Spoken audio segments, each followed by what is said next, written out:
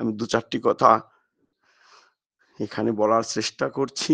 পরম পিতার কথা, ভুল ভ্রান্তি থাকবে, সাধারণ মানুষ না আমরা, আমাদের তো আর সেই বোধের উপরে কথা, আর তত তো জ্ঞানীবান মানুষও নেই, বোধও নেই, ততপরি পারিবারিক পারিবারিক তত স্ট্যান্ডার্ডও নেই। আছি বেঁচে পৃথিবীর বুকে, আর বহু জন্মে সাধনার ফলে তার সঙ্গে হয়তো তিনি যুক্ত করে দিয়েছেন। আমার বাবা মার মাধ্যমে আমি এখানে যুক্ত হতে পেরেছি পরম পিতার আতুল চরণে। আমাদের এই ভাগ্য, আর তাছাড়া তো আর কোনো ভাগ্য নেই। আর আমরা তো আর কি কর্ম করেছি, না বিগত দিনের কোনো সংস্কার আছে, না কোনো কিছু আছে। আছি পৃথিবীতে, এলাম পৃথিবীতে সেই আমাদের পিতৃমা মাতা সেই দেশ বিভাজনের পূর্বেই সেই ভগনিয়া, অসমীয়া ভগনিয়া বলে আর কি, তাদের আর কি উদ্বাস্তু রূপে এই পৃথিবী এই যেখানে এখানে এসে উঠলেন। না আছে পারিবারিক স্ট্যান্ডার্ড, না আছে বাঁচার ভাব, না কেমন করে বাঁচবে, কেমন করে বিদ্যুৎ দিতে হবে, কিছুই নাই আমাদের। আমরা শুধু পৃথিবীতে ভগবান নিয়ে এসেছেন মানুষ রূপে, আমাদেরকে এখানে বাবা মা আমাদেরকে ওই লালিত পালিত করছিল। কত মানুষ তাকিয়ে দেখি, কত শিক্ষায় দীক্ষায় জ্ঞানে বুদ্ধিতে মানে সম্মানে কত অগ্রজ, আমরা সেখান থেকে অনেক দূরে আছি আজও। তথাপি যেই পরম পিতা আমাদেরকে তাই দয়া করে ধরে রেখেছেন, যে তুই কোথায় কি ভাবছিস, হ্যাঁ তুই ভাবছিস কেন, আমি তো তোর আছি। তাই আমরা সেখানে বল পাই, শক্তি পাই, এবং তাকে ভালোবাসার প্রেরণা পাই, আর এই পৃথিবীটাকে ভোগ করার তিনি সুযোগ করে দিয়েছেন। আমরা অনেক সময় ভাবি যে সংসারে এসেছি, টাকা পয়সা ধন সম্পত্তি সবকিছু, ঘর বাড়ি সতী সন্তান সবকিছু নিয়ে থাকবো, অনেক অজস্র ধনের মালিক হয়ে যাব। কিন্তু ক্রমান্বয়ে যখন আমাদের বয়স পড়ে আসে, আস্তে আস্তে যখন আমরা ওই ক্রমান্বয়ে বৃদ্ধ হওয়ার দিয়ে এগিয়ে যাই, তখন তো আর মন বৃদ্ধ হয় না, শরীর বৃদ্ধ হয়, আত্মার তো আর বৃদ্ধ হয় না। সেই আত্মা যে 8 বছরও যা ছিল, ওই 88 বছরও তাই ছিল। পরম দয়াল শ্রী ঠাকুর অনুকূলচন্দ্র বলেছেন যে 8 বছরে তিনি যা থাকবে, 88 বছরও তাই থাকবে। আর পরম দয়াল শ্রী ঠাকুর ওই 88 1988 পর্যন্ত 81 বছর তিনি লীলা করে গেলেন এই পৃথিবীর বুকে। তিনি পৃথিবীর বুকে এসে যা যা বলেছেন, সারা জীবনে কোনদিন তার পাল্টাতে হয়নি। তিনি 8 বছরে যা বলেছেন, তিনি এই 81 বছর বয়সে তাই বলে গেছেন, কোনোদিন তার পরিবর্তন হয়নি। কিন্তু আমরা তো পরিবর্তন করতেই থাকি। আর আমরা সেই মানুষ, আমরা সেই বৃদ্ধকালে তখন আমার মনে হয়, হে প্রভু, আমি সারাটা জীবন শুধু আমি চেয়েই গেলাম, কিছুই তো করতে পারলাম না পৃথিবীর বুকে এসে। তুমি আমাকে দয়া করে আমাকে তোমার পথে নিয়ে চলো প্রভু। আমি যেন তোমাতে নিজের মনকে নিবৃত্ত, তোমার সঙ্গে যুক্ত হয়ে থাকতে পারি। ঠাকুর এটা বাণী আছে না, যে জীবনটা তোর নয়কো বাতুল, ঠাকুর বলেছেন জীবনটা তোর নয়কো বাতুল, নয়কো বেকুব মিথ্যা ভরা, বিধির বিধান চল রে মেনে, হবেই জীবন তৃপ্তি ভরা। তাই আমরা বলছি জীবনটা তো নয়কো বাতুল, নয়কো বেকুব মিথ্যা ভরা। আমাদের জীবনটা মিথ্যা ভরা নয়, বিধির বিধান চল রে মেনে। বিধির যে বিধান, তিনিই বিধান, তিনিই তো বিধি। পৃথিবীর তিনি ওই যে কালকে বলছিলেন যে বিধাতা প্রভিডেন্ট প্রোভাইডস দ্য প্রফেট, তিনিই প্রফেট, তিনিই বিধি, তিনিই বিধান দিয়ে নিয়ে এসেছেন পৃথিবীর বুকে। তাই বিধির বিধান চল রে মেনে, হবেই জীবন তৃপ্তি ভরা। আর মানুষের আমাদের একই প্রার্থনা যে হে ঈশ্বর, আমাকে অসত্য থেকে সত্যে নিয়ে যাও, অন্ধকার থেকে আলো, মৃত্যু থেকে অমৃতে নিয়ে যাও। আর তারপরে ঠাকুর কি বললেন, মানব দরদি পুরুষ চিচি ঠাকুর গোলচন উদ্দাল কণ্ঠে বললেন, উত্তাল করে, মরো না মেরো না, পারো তো মৃত্যুকে অবলুপ্ত করো। এই যে আমাদেরকে মরতে না করলেন, এবং মেরেও না, পারো তো যে মৃত্যু, সেই মৃত্যুকে জয় করতে বলো।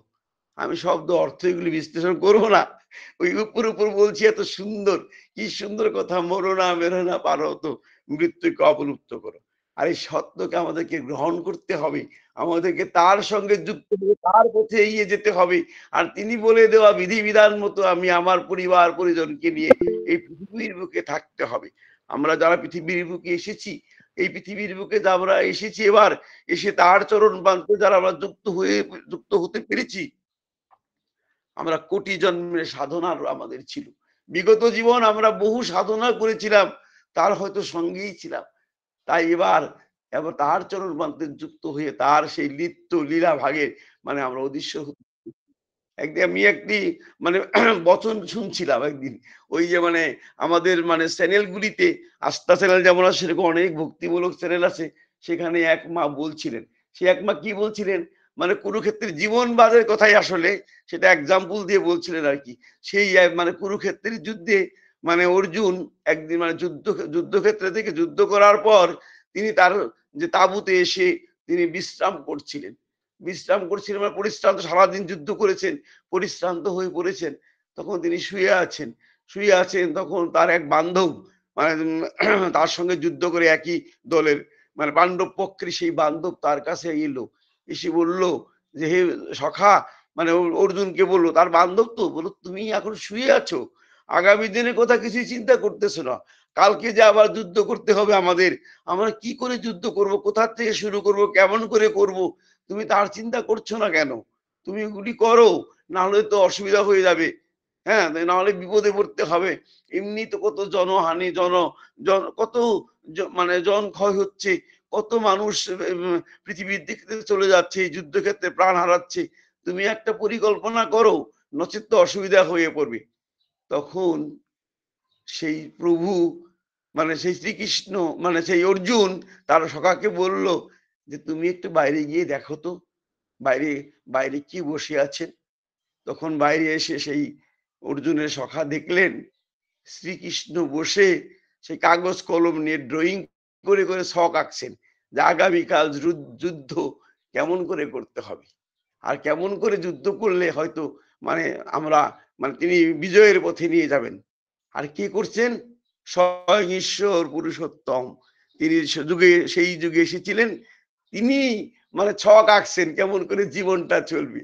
আর ঠিক আমাদের জীবনও তাই, আমরা যদি তাকে ভালোবাসি তাহলে তিনি আমার জীবনটাকে ছক এঁকে দিবেন, আমি কোথায় যাব, কেমন করে থাকবো, কি করব, আমাদের জীবনের যে ভালোবাসার ছক তিনি এঁকে দিয়েছেন। তিনি বসে আছেন আমার অগ্রজ ভূমিকায় বসে, তিনি তিনি আমাকে ছক দিয়ে দিচ্ছেন, যে ছক এঁকে এঁকে দিচ্ছেন যে তুই এইভাবে চল, এইভাবে চলে তোর জীবনকে সার্থক এবং কৃতার্থ করে তোল। এই করতে করতে বান্ধব চলে গেল। বান্ধব চলে যাওয়ার পর ওই অর্জুন কি করলো, অর্জুন একটু মানে ঘুমিয়ে পড়লো। যে তখন অর্জুন যখন ঘুমিয়ে পড়লো, তখন অর্জুন ঘুমিয়ে পড়ার পর মানে খুব সুন্দর করে ঘুমোচ্ছে অর্জুন, মানে নিশ্চিন্তে ঘুমাচ্ছে। আর তখন কৃষ্ণ তার সেবা করছে। তার কি সেবা করে, তার মস্তক বুলিয়ে দিচ্ছে, তার শরীর হাতিয়ে মানে শরীরে হাত দিয়ে তাকে মানে শরীরে হাতিয়ে দিচ্ছে, তার আঙ্গুলি টেনে দিচ্ছে। কৃষ্ণ অর্জুন একদম প্রেম সে ঘুমিয়ে আছে। ইতিমধ্যে দ্রৌপদী পতিদের সেবা করার জন্য সেই ঘরে এসে উপস্থিত হলো। যখন উপস্থিত হলো তখন দ্রৌপদী দেখলো শ্রীকৃষ্ণ তার স্বামীর সেবা করছে, যিনি ঈশ্বর পুরুষ ভগবান, তিনি আমার স্বামীর সেবা করছে, আর আমার স্বামী কত সুন্দর করে ঘুমোচ্ছে।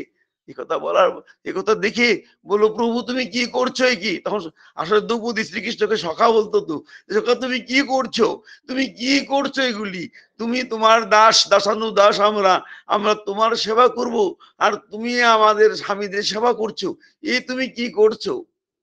তখন শ্রীকৃষ্ণ বলল ও তো আমার সেবাই করছি। কেমন করে কেমন করে সেবা করছে, ও তো ঘুমিয়ে আছে, ও তো ঘুমিয়ে আছে তথাপি আমার সেবা করছে বলে দ্রৌপদীকে ডেকে তার মুখের সামনে নিয়ে গেল। সে যিনি শ্বাস প্রশ্বাস পড়ছে নাক দিয়ে, তার সামনে নিয়ে গেল। আর দ্রৌপদী তখন শুনতে পেল যে অর্জুন ঘুমের ঘোরে শ্রীকৃষ্ণই বলছে। ঘুমাইছে তো, ওই ঘুমায় কি হয়েছে, ওই শ্রীকৃষ্ণই বলতেছে সব সময়, মানে সব সময়, দিনে দুপুরে রাত্রে শয়নে স্বপনে সব সময় শ্রীকৃষ্ণ বলে। তাই ওই যে শ্রীকৃষ্ণ বলেছে, আর তার আকুল আর্তনাদে সেই শ্রীকৃষ্ণের ডাকের আকুল আর্তনাদে সেই প্রভু কি করলেন, সেই ঈশ্বর কি করলেন, তাকে সেবা দিয়ে যাচ্ছেন, তাকে সেবা দিয়ে যাচ্ছেন। তিনি আরামসে শ্রীকৃষ্ণ শ্রীকৃষ্ণ বলে ঘুমাচ্ছেন। পরম দয়াল শ্রী ঠাকুর অনুকূল চন্দ্রের বেলায় এরকম অনেক হয়েছে, অনেক হয়েছে বলে ঠাকুরকে যারা পার্শ্বদ সেবা দিত, বঙ্কিম দাস ছিল, নই দাস, এরকম অনেক ছিল, এই তারা সেবা দিত আর কি। ঠাকুর তো ঘুমাতেন না। ঈশ্বর আবার ঘুম কোথায়, তার আবার কোথায় ঘুম? ঠাকুর একদিন বললেন, আমার পরম পিতার ঘুম আছে রে, যখন এখানে মানুষ দেখে আমি এখানে ঘুমিয়েছি, তখন আবার অন্য গ্রহে আমার জন্য অপেক্ষা করে, সেখানে আমাকে যেতে হয়। যাই হোক, তারপরে অনেক সময় কি করতো, ওই তারা সেবা দিতে দিতে ঠাকুর উপরে মাথা রেখে ঘুমিয়ে পড়তো। ওই যে যে আর কি রাত্রে সেবা করতো ঠাকুরের, মানে পা টিপে দিত, কেউ হাত টিপে দিত বা হাতে দিত, ঠাকুর ঘুমোচ্ছে না দুলিয়ে দিত শরীর, ঠাকুরের শরীর দুলিয়ে না দিলে ঘুমাতোই না ঠাকুর। দুলিয়ে দিতে দিতে সেও এমন ভাবে তার ঘুম ধরে যেত। অনেক সময় কি করতো, ওই সেই ভক্ত ঠাকুরের বালিশ বানিয়ে আরামসে ঘুমিয়ে আছে ঠাকুরের উপরে। ঠাকুরের উপর যখন ঘুমিয়ে আছে, ঠাকুর নিশ্চুপ হয়ে আছে, লড়াচড়া করে না, কিছুই করে না, চুপচাপ বালিশ যেমন করে থাকে ঠিক সেমনি করে চুপ ঘুমিয়ে, মানে চুপচাপ আছে, তার যেন সন্তানের কোনো কষ্ট না হয়, ও একটু ঘুমিয়ে নিক। ঠাকুরকে কিন্তু সেবা দেওয়ার সময় তিনি নিজেই ঘুমিয়ে পড়লেন, আর চুপ করে ঠাকুর তার সেবা দিতে থাকলেন। তার সেবা মানে ওই যে চুপ করে আছেন, তাকে মানে ওই মানে মরম করে আর কি, আর প্রেম করে ভালোবেসে চুপচাপ থেকে তার দিকে তাকিয়ে ভাবছেন, তুই একটু ঘুমিয়ে নে না, হ্যাঁ তুই একটু ঘুমিয়ে নে না। তার ঠাকুরের তো পরম পিতার তার কি ঘুম, কি জাগা, জাগ্রত, সদা জাগ্রত পুরুষ তিনি। পৃথিবীর বুকে এসেছে, না হলে পৃথিবীর বুকে কেমন করে এমন হবে? ওই যে আমরা আসনতলার গল্পটা শুনি, ওই যে আসনতলা গল্পটা, সেই আসনতলার গল্পটা হলো, ওই আমি আর সেটুকু বলবো না, ওই যে যখন ঠাকুর মানে হঠাৎ করে কথা বলতে বলতে বলতে বলতে অন্যমনস্ক হয়ে গেলেন, তারপর সেই একটা ঘটনা ঘটলো, সে সময়টা এখন আর বলি না।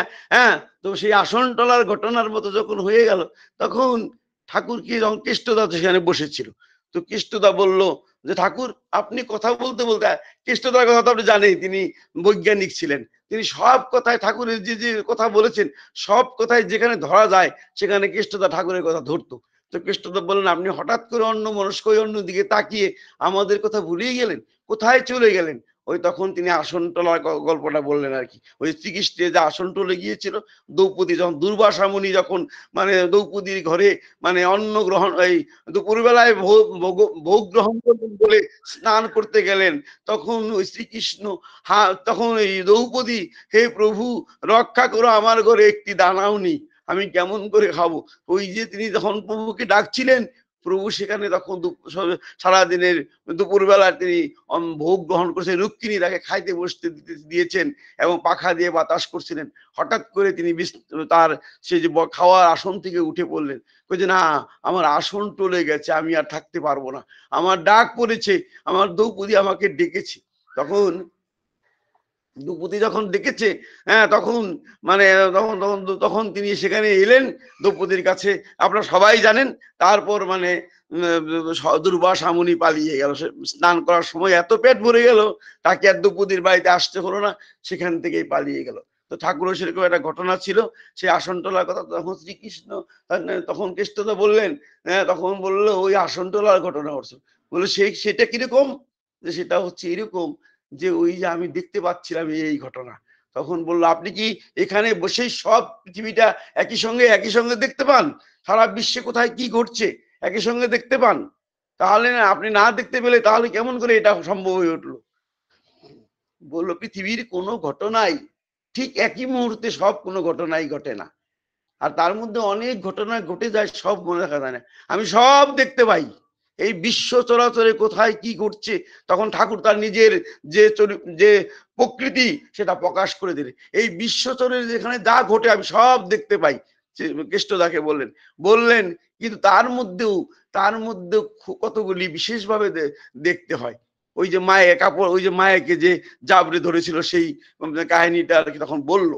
তারপর মানে তখন বললো, যেমন যেমন ওই ধরুন আপনি আর আমি রেলগাড়িতে যাচ্ছি, তো রেলগাড়িতে যাচ্ছি, ঠাকুর বললো আর কি, রেলগাড়িতে যাচ্ছি, রেলগাড়িতে যাওয়ার সময় দেখলাম ওই গাড়ি চলছে, দ্রুত গতিতে রেলগাড়ি চলছে, হঠাৎ দেখতে পেলাম সেই রেলগাড়ির পাশে যে গ্রামগুলি আছে, পাশেই যে গ্রাম, সেই ঘরে একটা আগুন মানে কোনো একটা ঘরে আগুন লেগেছে, হঠাৎ করে চমকে ওঠার মতো আবার আমরা খুব একনিষ্ঠ ভাবে দেখলাম। হঠাৎ করে চমকে উঠলাম, আরে কি হলো, আগুন ধরলো, আগুন ধরেছে, আগুন ধরেছে। ওই যে সব দেখছিলাম প্রকৃতির যে খেলা, লীলা খেলা, সেগুলি দেখছিলাম, কিন্তু যখনই সেই আগুন ধরাটা দেখলাম তখন চমকে উঠে আবার মানে খুব একনিষ্ঠ মনে দেখতে শুরু করলাম। ঠিক বিশেষ বিশেষ যখন কোনো ঘটনা ঘটে, ঠিক তেমনি করে আমাদেরকে বিশেষভাবে লক্ষ্য রাখতে হয়। তাই ওই যে তাই আমরা যে বলি যে প্রভু তুমি দয়া করো, তার দয়া পেতে গেলে আমাদেরকে তার মতো চলতে হবে। ওই যে কি করতে হবে, বিশ্বাস, নির্ভরতা আর আত্মত্যাগ করতে হবে। আলোচনা প্রসঙ্গে 15 নম্বর খন্ড আর 16 নম্বর খন্ডে একটা সুন্দর একটা গল্প আছে, এটা বলছি একটু ওই আলোচনা প্রসঙ্গে। ওই গল্পটা হলো ওই আমার কালী ষষ্ঠী মা। আপনারা সবাই জানেন কালী ষষ্ঠী মার পরম মানে ভক্তিমতী মা ছিলেন, ঠাকুরকে খুব ভালোবাসতেন। তার বহুত আত্মত্যাগ ছিল। তিনি অনেক চাল ডাল অনেক সময় তিনি এই ঠাকুরের আনন্দবাজারে দিয়েছেন এবং ঠাকুরকে খুব ভালোবাসতেন। তো ঠাকুরের ওই কালী ষষ্ঠী মার একজন ছেলে ছিল, তার নাম ছিল সন্তোষ। তো সন্তোষের সন্তোষকে বিয়ে দিয়েছে, কিছুদিন পার হয়েছে, সন্তোষের মানে ওই স্ত্রীর হঠাৎ করে অসুখ হলো। হঠাৎ করে অসুখ মানে অনেক বিয়ে করেছে, বেশ দিন পার হয়ে গেছে, তখন সন্তোষের স্ত্রীর হঠাৎ করে অসুখ হলো। তো অসুখ হওয়ার পর অনেক দিন যাবৎ বিভিন্ন ডাক্তার দেখিয়ে চিকিৎসা করছে, চিকিৎসা করার পর কিন্তু মানে কোনো মতেই ভালো হয়ে উঠছে না। তখন ভালো হয়ে গেছে, তখন কালী ষষ্ঠী মা ঠাকুরের চরণে এসে নিবেদন করলো যে যে ঠাকুর, আমার ছেলের বোর খুব অসুখ, এতদিন যাবত এই ডাক্তার দেখালাম কিন্তু কোনো কাজই হচ্ছে না, তেমন তার বড় অসুখ নয়, তথাপিও তো মানে ভালো হচ্ছে না। তখন যখন এ কথা বললো, তখন ঠাকুর বললো ও কি একটা বিয়ে করিয়ে দি। সন্তোষকে তো বিবাহিত, তার স্ত্রী আছে, তথাপি ঠাকুর বললেন সন্তোষকে তুই এটা বিবাহিত, ওকে একটা বিয়ে করিয়ে দি।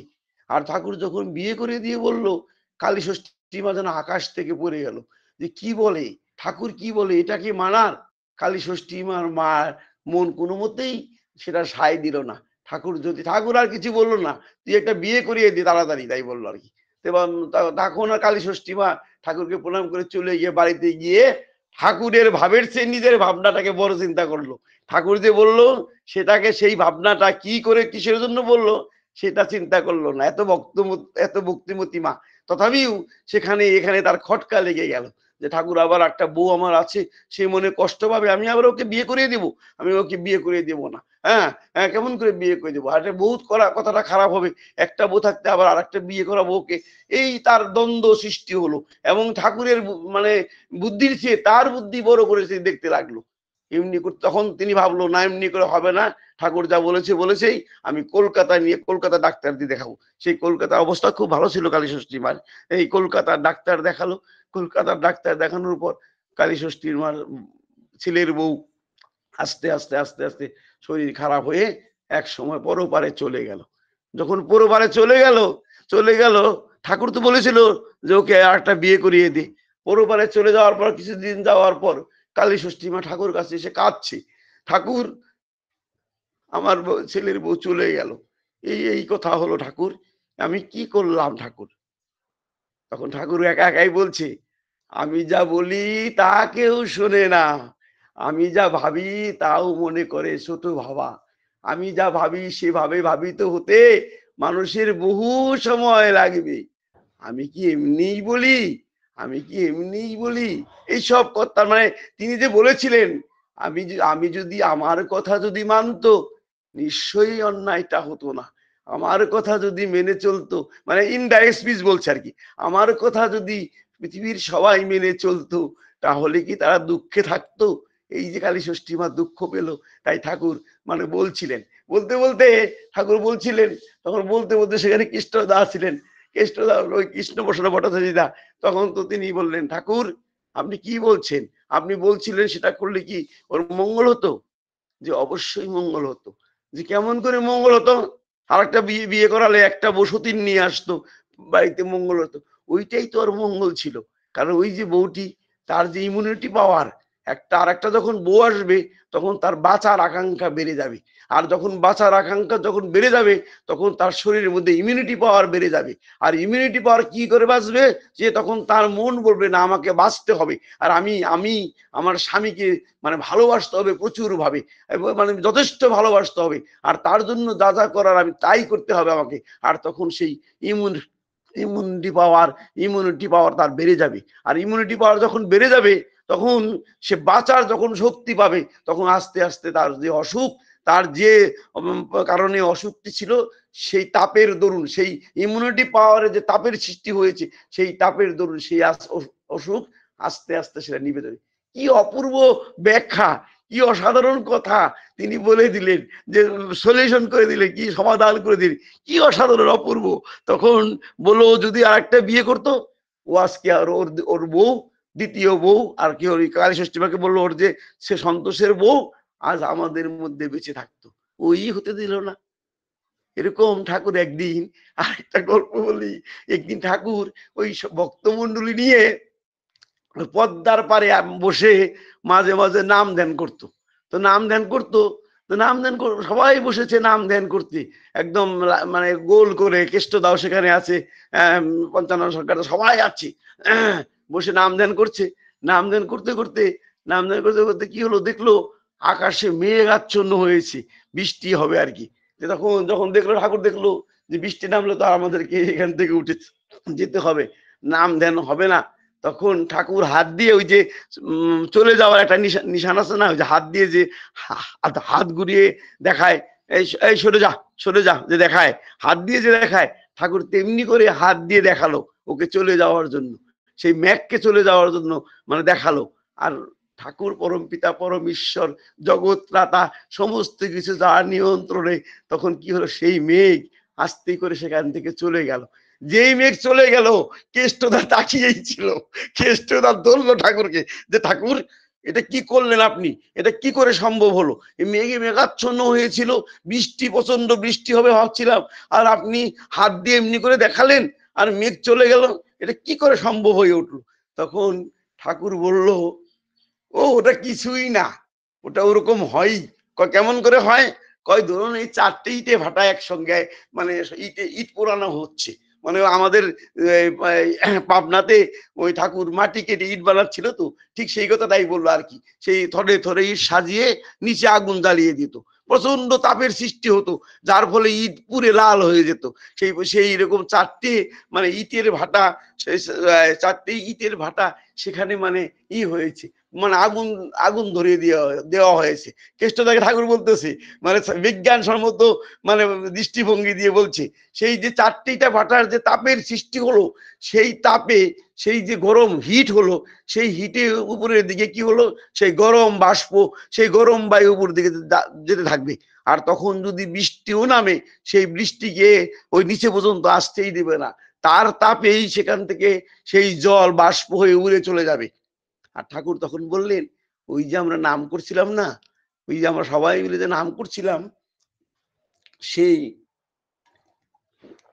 নামের তাপে, সেই নামের তাপে মানে কি হলো, সেই নামের ফলে যে আমাদের শরীরে তাপের সৃষ্টি হয়। তখন কেষ্টদাকে বললো, কেষ্টদা আপনি তো জানেন যে নাম করলে কেমন তাপের সৃষ্টি হয়, আমাদের শরীরে তাপের সৃষ্টি হয়, এই প্রত্যেকের তাপের সৃষ্টির ফলে যে মেঘ আসছিল, বৃষ্টি হবে ভাবছিল, সেই মেঘ এখান থেকে চলে গেল। সে মেঘ বুঝতে পারলো যে এই যে তাপ, সেই তাপে সেই জল পড়লেও সেই তাপে সেই জল পড়তে দেবে না, সেটা বাষ্প হয়ে উড়ে যাবে। ঠাকুরকে বললো, এই যে তখন আসলে এই কথাটার পেছনেই ঠাকুর বুঝালেন যে নামে কত তাপের সৃষ্টি হয়, আর সেই নামের ফলে মানুষ কোথায় আমরা গিয়ে বসতে পারি। এই যে অসাধারণ কথাগুলি, এই যে আমরা শ্রীকৃষ্ণের কথা বললাম, এই যে ঠাকুরের কথা, এই যে কথাগুলির পেছনে একটাই কিন্তু আমাদের মানে সার্থকতা, সেটা হলো তাকে ভালোবাসা। আর তাকে যদি আমরা ভালোবাসতে পারি, তাহলে আমাদের জীবনে আমরা কৃতার্থ হয়ে উঠবো। আমার জীবনের একটি ঘটনা বলি আর কি, ছোট্ট করে বলবো, সময় গেছে প্রায় শেষ হয়ে গেছে, ছোট্ট করে বলবো। আমি মানে আমরা তো ওই যে আমি বলছি আগেই যে আমরা ছোটবেলায় দীক্ষা নিয়েছি, আমরা জানি না কবে দীক্ষা নিয়েছি, দিন তারিখ নেই, মনে নেই। ওই আমার ডিপি ওয়াশ করার সময় আমি খুব চেষ্টা করছিলাম কোথায় বের হয়, কিন্তু আমি বের করতে পারলাম না। যাই হোক, মানে তারপরে ওই দীক্ষা নিয়েছি, তা আমার বাবা মানে আমার বাবা আমাকে বললো যে বাবা দেওঘরে যাবে আর কি। তো দেওঘরে যাবে, তো দেওঘরে যাওয়ার জন্য আমিও, আমাকে বললো এই শঙ্করকে নিয়ে যাবো, আমাকে নিয়ে যাবে বলছি।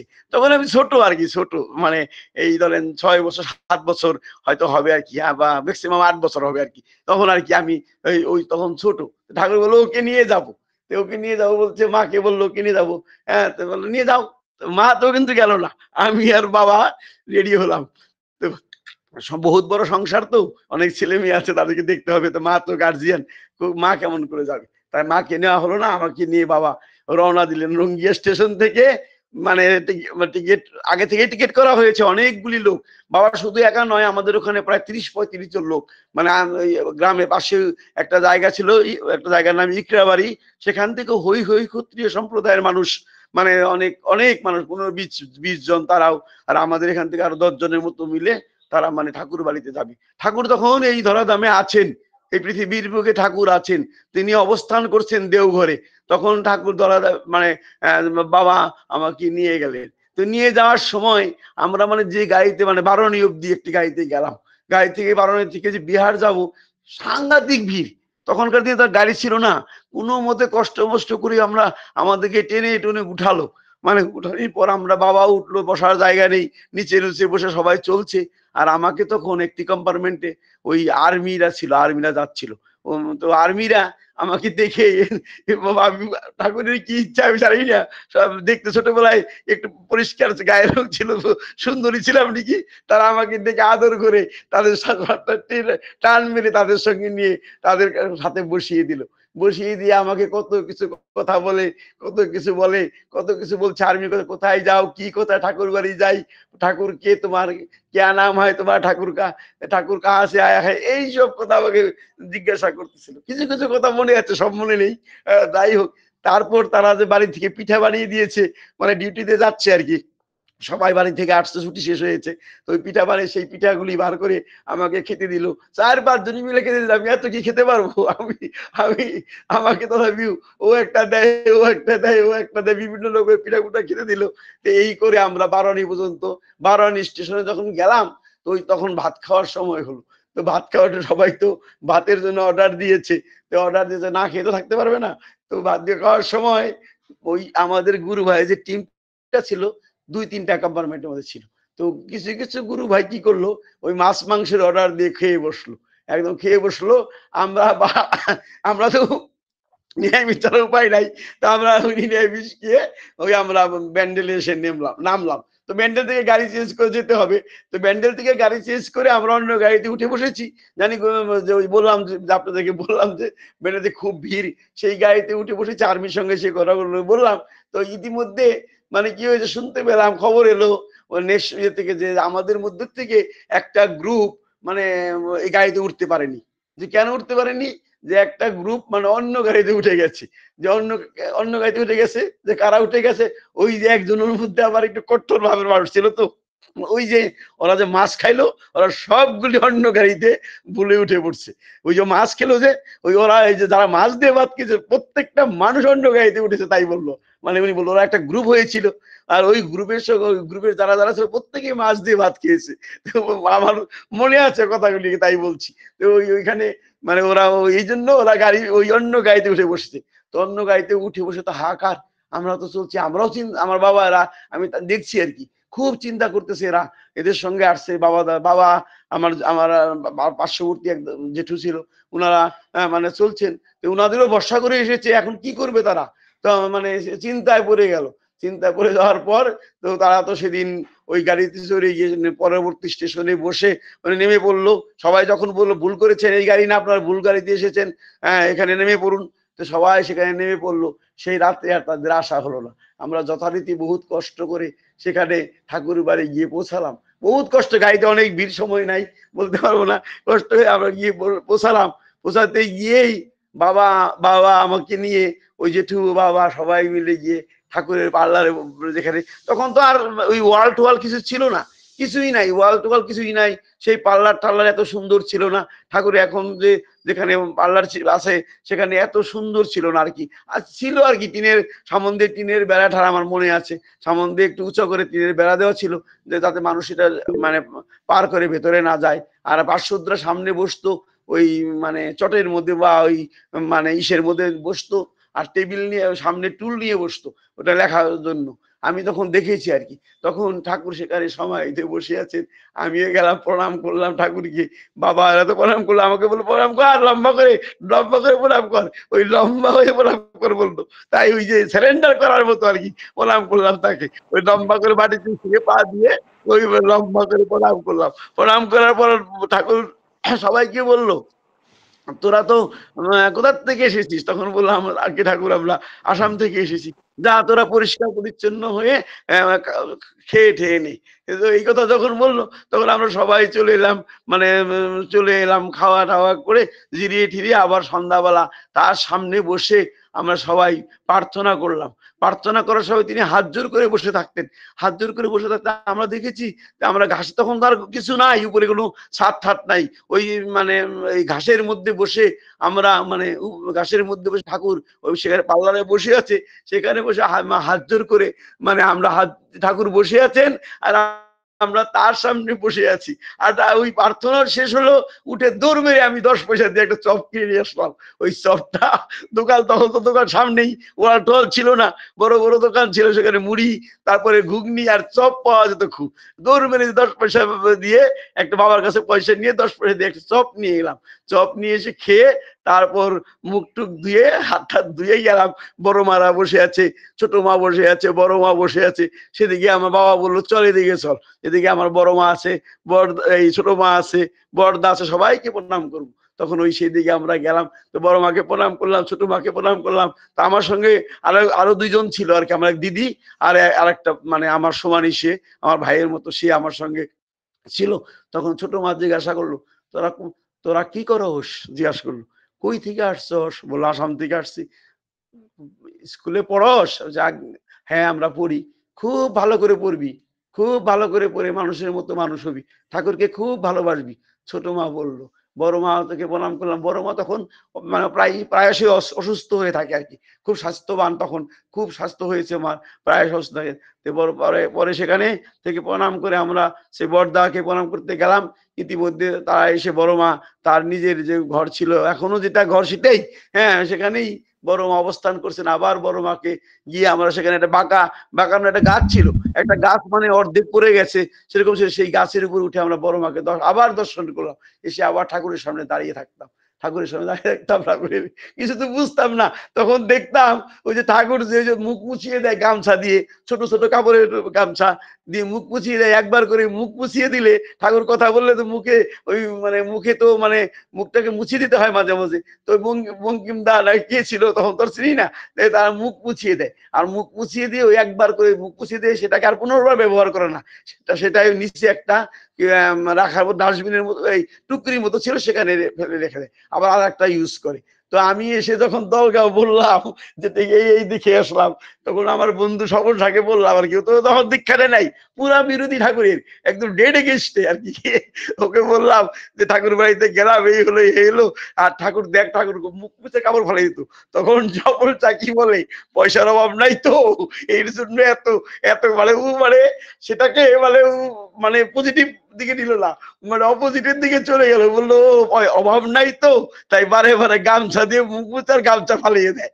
ওই তখন আমি বললাম তুই বুঝবি না, তুই বুঝবি না, তুই কোনোদিন যদি পরম পিতার চরণে আশ্রয় গ্রহণ করতে পারস তখন তুই বুঝবি যে পরম পিতা কে। আর আমার গুরু ভাই সেই স্বপন শাহ আমার বন্ধু, আর সে এখন বলে যে তুই যে আমাকে কথাটা বলেছিলি যে পরম পিতা কি, কেমন করে মানে পরম পিতাকে ভালোবাসতে হয়, আর পরম পিতার যে দৃশ্য তুই দেখে এলি, তুই যখন আমাকে বললি, আমি যখন নেগেটিভ করছিলাম, এখন আমার রিয়েলাইজ হয় যে প্রভু সত্যিকার এই পৃথিবীর বুকে আমাদের মঙ্গলের জন্য এসেছে। অনেক কথা বলে ফেললাম, সময় অনেক দেরি হয়ে গেছে আজকে। জয় গুরু, সবাইকে পরম পিতার আত্মকরণে সর্বাঙ্গীন মঙ্গল বার্তা। জয় গুরু, জয় গুরু।